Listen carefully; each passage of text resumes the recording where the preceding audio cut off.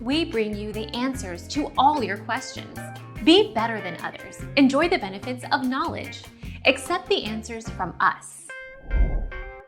However, you can gain early access to iOS 14 by joining the Apple Beta Software program. Bugs may also make iOS beta software less secure.